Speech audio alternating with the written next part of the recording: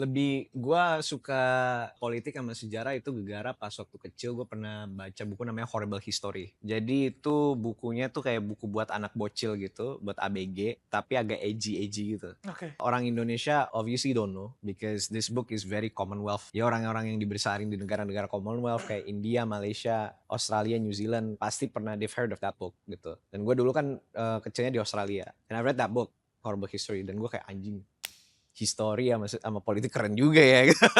Umur berapa tuh? Oh, gue umur 9 tahun. Gue umur 9 tahun. Dan sejarah dan politik pertama yang gue pelajarin itu tentang Romawi pas gue kecil. Dan itu gue sampai dilarang sama nyokap gue. Karena nyokap gue baca deskripsi Kaisar Caligula. Terus dia kayak, ini bukan bacaan buat bocah ini.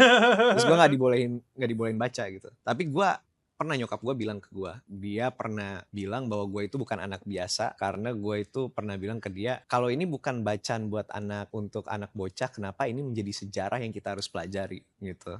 Terus dia kayak she has no answer to that gitu. Dan gue juga nggak inget gue ngomong itu Oke. karena itu gue masih kecil banget.